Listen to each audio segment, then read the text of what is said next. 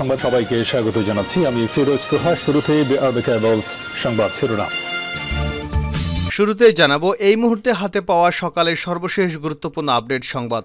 আওয়ামী সরকারের জনসমর্থন শূন্যের কোঠায় মন্তব্য করে বিএনপির স্থায়ী কমিটির সদস্য গয়েশ্বর চন্দ্র রায় সরকারকে উদ্দেশ্য করে বলেছেন, ক্ষমা চাওয়ার সময় পাবেন না। ক্ষমতার যত অপব্যবহার করবেন এর একদিন জবাব দিতে হবে। এবারে জানাবো বিএনপির কেন্দ্রীয় ক্রীড়া বিষয়ক সম্পাদক ও ঢাকা মহানগর উত্তরের সদস্য সচিব আমিনুল হক বলেছেন, দেশ আজ এক গভীর সংকটের দিকে যাচ্ছে। এই সংকট থেকে উত্তরণের জন্য আমাদের সকলকে একত্রিত ঐক্যবদ্ধভাবে কাজ করতে হবে।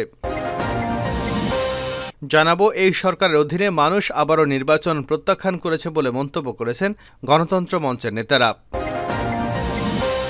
এদিকে নৈরাজ্য করলে বিএনপি নেতাদের এবার ডাবল শিক্ষা দেওয়ার হুঁশিয়ারি দিয়েছেন আওয়ামী লীগের সাধারণ সম্পাদক এবং সড়ক পরিবহন ও সেতুমন্ত্রী ওবায়দুল কাদের।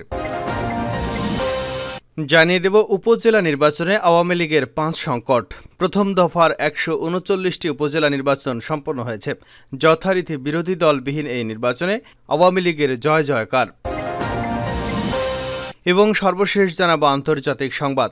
রাফায় অভিযানে ফিলিস্তিনিদের কৌশলগত বিজয় হতে পারে দাবি যুক্তরাষ্ট্রের। এতক্ষণ শিরোনাম শুনছিলেন, এবার বিস্তারিত। প্রিয় দর্শক, আপনি যদি এই চ্যানেলে নতুন হয়ে থাকেন, ভিডিওটি দেখতে দেখতে চ্যানেলটি সাবস্ক্রাইব করে আমাদের সঙ্গে থাকুন। আর এই ভিডিও সম্পর্কে আপনি আপনার মূল্যবান মতামতটি কমেন্ট বক্সে জানিয়ে দিন। আর হ্যাঁ প্রিয় দর্শক, জানিয়ে দিন ভিডিওটি কোথা থেকে দেখছেন। আওয়ামী লীগ সরকারের জনসমর্থন শূন্যের কোঠায় গয়েশ্বর চন্দ্র রায়। আওয়ামী লীগ সরকারের জনসমর্থন শূন্যের কোঠায় মন্তব্য করে বিএনপির স্থায়ী কমিটির সদস্য গয়েশ্বর চন্দ্র রায় সরকারকে উদ্দেশ্য করে বলেছেন, ক্ষমা চাওয়ার সময় পাবেন না। ক্ষমতার যত অপব্যবহার করেন এর জবাব একদিন দিতে হবে। জবাব দিতে পারবেন কিনা জানি না, সেটি সহ্য করতে পারবেন কিনা সেটাও জানি না, কারণ সীমা লঙ্ঘনকারীকে আল্লাহ পছন্দ করেন না। বুধবার প্রথম ধাপের উপজেলা নির্বাচনে ভোটার উপস্থিতি 7 জানুয়ারির জাতীয় নির্বাচন থেকেও কম। সরকার বলে ভোট ফেয়ার এবং সুষ্ঠু হয়েছে, তবে যে যতটুকু পেরেছে সিল মেরেছে। শুক্রবার নয়াপল্টনে বিএনপির কেন্দ্রীয় কার্যালয়ের সামনে ঢাকা মহানগর দক্ষিণ বিএনপি আয়োজিত এ সমাবেশ ও মিছিলে প্রধান অতিথির বক্তব্যে তিনি এসব কথা বলেন। বিএনপি চেয়ারপারসন ও সাবেক প্রধানমন্ত্রী বেগম খালেদা জিয়ার নিঃশর্ত মুক্তি, সুচিকিৎসা, ভারপ্রাপ্ত চেয়ারম্যানকে তারেক রহমানের বিরুদ্ধে সব মিথ্যা মামলা প্রত্যাহার এবং মহানগর বিএনপি নেতাসহ সকল রাজবন্দীর নিঃশর্ত মুক্তির দাবিতে এ সমাবেশ ও মিছিল হয়। সমাবেশে গয়েশ্বর চন্দ্র রায় বলেন, আমাদের নেত্রী বেগম খালেদা জিয়া সহ সকলের মুক্তি চাই। শুধু তাই নয়, গণতন্ত্র পুনরুদ্ধারের আন্দোলনে যারা কারাগারে আছেন সকলের মুক্তি চাই। আওয়ামী লীগের সাধারণ সম্পাদক ওবায়দুল কাদেরের সমালোচনা করে তিনি বলেন, ফেলানির লাশ যেমন কাঁটাতারে ঝুলেছিল, তেমনি বাংলাদেশের স্বাধীনতাও কাঁটাতারের বেড়ায় ঝুলছে। এটা হতে দেওয়া হবে না। গয়েশ্বর আরও বলেন, আমাদের কর্মীরা ক্লান্ত কিন্তু হতাশ নয়। যে অত্যাচার করা হয়েছে তারপরও বুক ফুলিয়ে দাঁড়িয়ে গেছে স্বাধীনতা রক্ষায়। সেটা দমানোর ক্ষমতা কারো নেই, পার্শ্ববর্তী দেশেরও নেই। দেশের মানুষকে সচ্ছল করেছি। প্রধানমন্ত্রী শেখ হাসিনার এমন বক্তব্যের সমালোচনা করে বিএনপির সিনিয়র যুগ্ম মহাসচিব রুহুল কবির রিজভী বলেন, প্রধানমন্ত্রীর কথার সঙ্গে বাস্তবতার কোনো মিল দেখছি না। প্রধানমন্ত্রীর কাছের ব্যক্তিকে দেখি বিশ্বের ধনী তালিকায় তৃতীয় হয়েছেন। আগে ছিলেন সিঙ্গাপুরের মধ্যে শীর্ষ ধনী তালিকায়, এবার গ্লোবালি ধনী হয়েছেন। আপনি দেশের মানুষের জন্য কাজ করেননি, বরং কাজ করেছেন আপনার কাছের ব্যক্তিদের জন্য। আপনি সচ্ছল করেছেন ছাত্রলীগ, যুবলীগকে, আর কাউকে করেননি। গরিব মানুষকে আরও গরিব করেছেন, পদদলিত করেছেন। উপজেলা নির্বাচন বর্জন করায় দেশের জনগণকে অভিনন্দন জানান রিজভী। তিনি অভিযোগ করে বলেন, প্রধানমন্ত্রী যে দুঃশাসন কায়েম করেছেন এটা চলতে দেওয়া যায় না।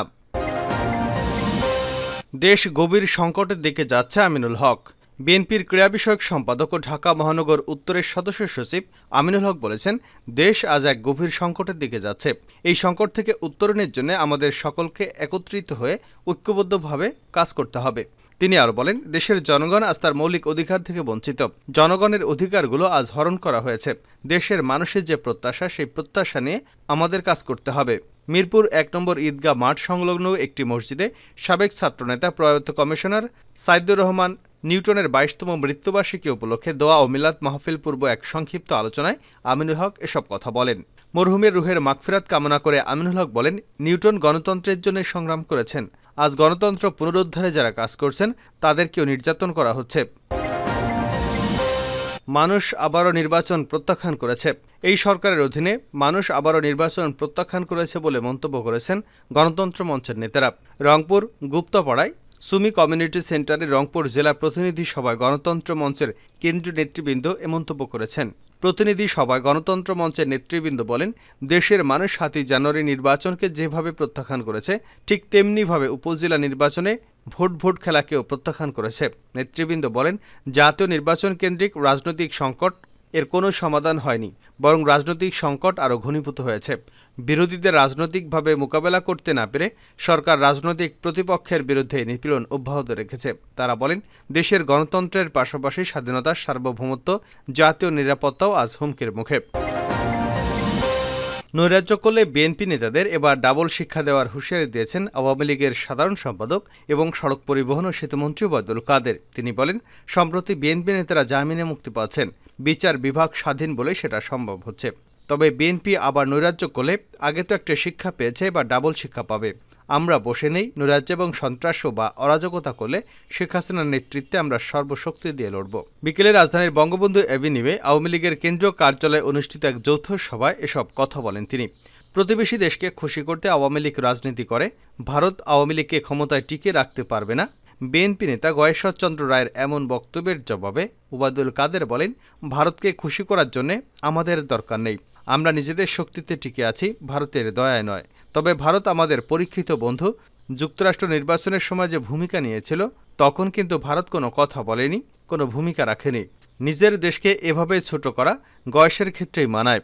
এ সময় মধ্যপ্রাচ্যের যুদ্ধের শঙ্কার কথা উল্লেখ করে সবাইকে সজাগ থাকার আহ্বান জানান আওয়ামী লীগের সাধারণ সম্পাদক। তিনি বলেন, মধ্যপ্রাচ্যে যে যুদ্ধ চলছে, আমরা কয়েকবার বলেছি দুষ্ট ছেলের ইসরায়েল এবার আমেরিকাকেও মানে না। হিটলার যে গণহত্যা চালিয়েছে, আজ নেতানিয়াহু গাজায় সেটি করছে। যুক্তরাষ্ট্র অস্ত্র না দিলেও এখন একাই যুদ্ধে চালিয়ে যাওয়ার ঘোষণা দিয়েছে নেতানিয়াহু। এটি সারা বিশ্বের জন্য আতঙ্কের বিষয়। সারা বিশ্ব এ নিয়ে সোচ্চার। আমেরিকা, ইউরোপ গাজার প্রতি সহমর্মিতা জানিয়ে কর্মসূচি করেছে।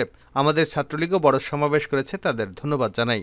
17 মে কর্মসূচি পালনের আহ্বান জানিয়ে তিনি বলেন, 17 মে শেখ হাসিনার স্বদেশ প্রত্যাবর্তন দিবস উপলক্ষে কর্মসূচি নেওয়া হয়েছে। ঢাকা মহানগর সব শাখা ও সহযোগী সব সংগঠনের কেন্দ্রীয় কর্মসূচির সঙ্গে সামঞ্জস্য রেখে কর্মসূচি নেবে। সবচেয়ে বড় প্রোগ্রাম হবে 23শে জুন। আওয়ামী লীগের 75তম প্রতিষ্ঠা বার্ষিকী সারা দেশে আমরা ব্যাপকভাবে পালন করব। প্রথম ধাপের উপজেলা নির্বাচন খুব বেশি ভালো হয়নি জানিয়ে ওবায়দুল কাদের বলেন, প্রাণহানির একটি ঘটনাও নেই, এমন একটা নির্বাচন আমরা করেছি। এই কৃতিত্ব আমাদের দিতে হবে। তবে যেভাবে ভোট হয়েছে তাতে খুব বেশি ভালো বলবো না। তবে সন্তোষজনক, বিএনপি জামাত সহ অনেক দল বর্জন করেছে। এমন প্রতিকূল পরিস্থিতিতে ভোটারের উপস্থিতি 36 থেকে 40%, এটা কম নয়। তিনি আরও বলেন, ভুল আর ব্যর্থতা চোরাবালিতে আটকে বিএনপি কিছুই আদায় করতে পারবে না। তারা মুখে বড় কথা বলেও নেতাদের ভিতরে হতাশা ভর করেছে। যতদিন ফিরে না আসবে, আরও জনবিচ্ছিন্ন হবে। শেষ করছে আন্তর্জাতিক সংবাদ দিয়ে। রাফায় অভিযানে ফিলিস্তিনিদের কৌশলগত বিজয় হতে পারে যুক্তরাষ্ট্র। রাফায় অভিযানের বিষয়ে সর্বাত্মক প্রস্তুতি নিচ্ছে ইসরায়েল। তবে দেশটির এই অভিযানের বিষয়ে সতর্কবার্তা দিয়েছে যুক্তরাষ্ট্র। শুক্রবার দ্য গার্ডিয়ানের এক প্রতিবেদনে এ তথ্য জানানো হয়েছে। বৃহস্পতিবার হোয়াইট হাউসের জাতীয় নিরাপত্তা পরিষদের মুখপাত্র জন কির্বি এক সতর্কবার্তা দিয়ে বলেন, ইসরায়েল রাফায় অভিযান চালালে তা হামাসের জন্য কৌশলগত জয় এনে দিতে পারে। তিনি বলেন, আমরা মনে করছি রাফায় বড় ধরনের যে কোনো অভিযান প্রকৃতপক্ষে সমঝোতা আলোচনার টেবিলে হামাসের হাত শক্তিশালী করবে, নয়তো এর মাধ্যমেই ইসরায়েলের অবস্থান আরও পাকাপোক্ত হবে। এর আগে মার্কিন প্রেসিডেন্ট জো বাইডেন ঘোষণা দেন, রাফায় ইসরায়েল অভিযান চালালে দেশটিতে সামরিক সরঞ্জাম পাঠানো স্থগিত করবে যুক্তরাষ্ট্র। প্রেসিডেন্টের এমন ঘোষণার একদিন পর জাতীয় নিরাপত্তা পরিষদের মুখপাত্র এমন সতর্কবার্তা দিলেন। এর আগে রয়টার্স জানায়, ফিলিস্তিনের অবরুদ্ধ গাজা উপত্যকায় দীর্ঘ 7 মাস ধরে যুদ্ধ চলছে। যুদ্ধ শুরুর 1 মাসের মাথায় হামাস ও ইসরায়েলের মধ্যে 7 দিনের একটি যুদ্ধবিরতি চুক্তি হলেও আর কোনো চুক্তি আলোর মুখ দেখেনি। দীর্ঘদিন যুদ্ধ আলোচনা স্থবির হয়ে পড়ে থাকার পর গত সপ্তাহে আলোচনায় নতুন গতি আসে। এক পর্যায়ে মধ্যস্থতাকারীদের দেওয়া যুদ্ধবিরতির প্রস্তাবে রাজিও হয় হামাস। তবে ফিলিস্তিনি স্বাধীনতাকামী সংগঠনটি রাজি হলেও ইসরায়েলের টালবাহানায় শেষ পর্যন্ত কোনো চুক্তি ছাড়াই এবারের কায়রো আলোচনা শেষ হয়েছে। প্রতিবেদনে বলা হয়, গত মঙ্গলবার থেকে কায়রোতে হামাস, ইসরায়েল এবং যুক্তরাষ্ট্র, মিশর ও কাতারের প্রতিনিধি দল বৈঠক করেছে। মিশরের রাজধানী এই আলোচনায় কিছু অগ্রগতি হলেও কোনো চুক্তিতে পৌঁছানো যায়নি। দুটি মিশরীয় নিরাপত্তা সূত্র এ তথ্য জানিয়েছে। হামাসের রাজনৈতিক শাখার সদস্য ইজ্জাদিন এল রিশেক বলেছেন, মধ্যস্থতাকারীদের যুদ্ধবিরতির প্রস্তাবের অনুমোদনের বিষয়েও আমরা আশ্বস্ত করে হামাসের প্রতিনিধি দল কায়রো ত্যাগ করেছে। এই প্রস্তাবে গাজায় বন্দী ইসরায়েলি জিম্মিদের মুক্তি এবং ইসরায়েলের কারাগারে বন্দী বেশ কয়েকজন ফিলিস্তিনিকে মুক্তি দেওয়া হবে।